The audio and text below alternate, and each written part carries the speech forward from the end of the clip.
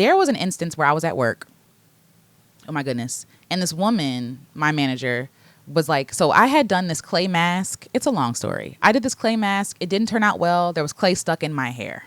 Okay. And I had to go to work. So I said, well, I can't go to work with sandy hair, like this hair looking like it's dirty, because you're going to judge me. So I'm going to put on a head wrap. So I did that. I put on a head wrap. It was unassuming. It was a black head wrap, didn't take up a lot of space, just so I can go to work, make my coin, and go home and figure out my hair later, because I didn't have any time. My manager comes to me and says, oh, you're not allowed to wear that on your head, right? What do you mean? Oh, well, unless you have a religious practice, you're not allowed to put a head wrap on your head. Honey, you don't need to know my religious practice, number one. Number two, it's not bothering any patients. I work in a hospital. They're fine. They're fine, right?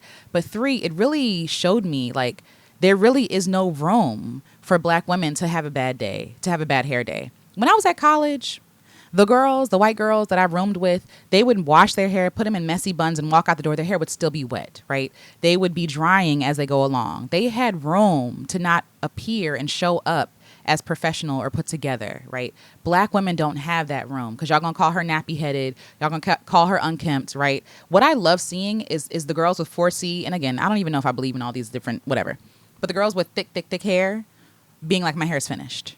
My hair is done, right? And not giving you all any explanations, because there's no explanation necessary. She said what she said, it's done. But I think that we have the right to tell people how their hair should look, how it should appear, what is unkempt and what is not, right? And usually it has to do with like a polished look somehow, like a slick down, pressing our hair, like being presentable. Who are we really trying to be presentable to? There's also an occurrence called black girl hair depression that I want to touch on. You can go Google it, research it, but I'm going to insert the clip here. Hair is done, so I don't want to kill myself anymore. It'd be like that. I hate hair depression. It's really a black woman thing, though. I'm not saying that like it is a black woman thing. I'll tell you why. Go ahead, cook. Because as black women, for so many years, we were sitting here thinking, damn, need a perm, need a straighten. Everything got to be neat, put together, and precise. I can't walk outside in a messy bun and just be like, okay, I know how society's going to look at me when my hair isn't done. So now I'm internalizing that, and I'm looking at me like, oh yeah, you're a fucking bum ass piece of shit. Your hair not done. And I also want to share this quote from Michaela Hampton. She says, in many ways, my hair and how I feel about myself are linked, whether I want it to be or not. When I don't like my hair, it can truly take a toll on my wanting to go out and be seen by others. If I do decide to go out still, there is this overwhelming feeling that people are staring at me, even though that is likely not the case. But it makes me self-conscious and about myself and limits my ability to just be in the moment, right? And so according to the 2023 Crown Workplace Research Study, over 20% of black women, 25 to 34, have been sent home from work because of their hair. So it's not in our head.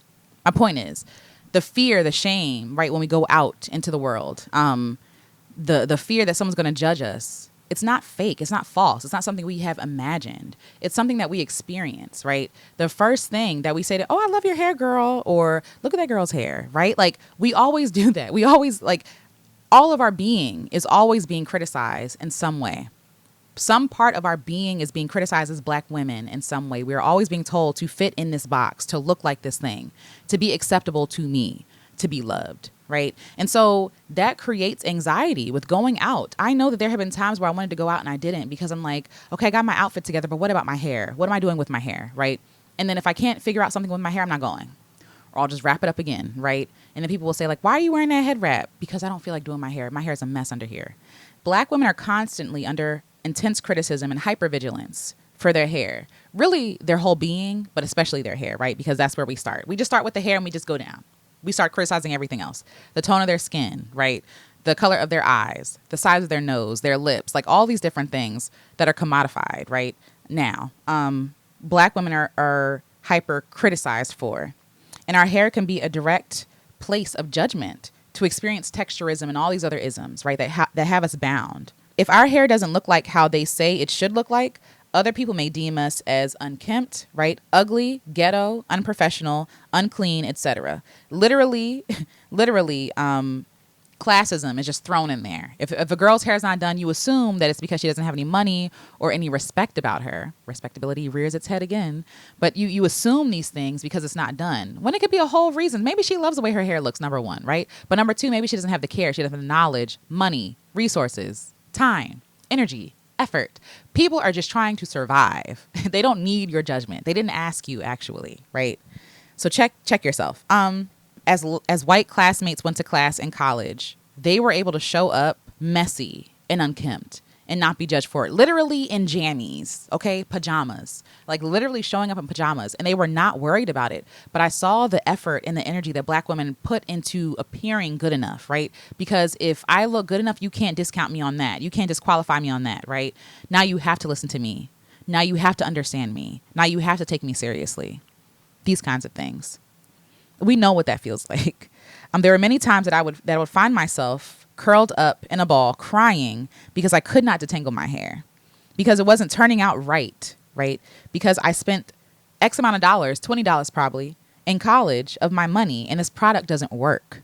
And so that's the thing. These products, these companies were selling us an outcome that was not realistic for my hair type, but I didn't know that. I didn't know that because you say this is what your product does, so I'm expecting it to do that. I'm expecting it to do what you said it should do. I was broke. Okay? I was broke. I was exhausted. I was depleted. I was depressed.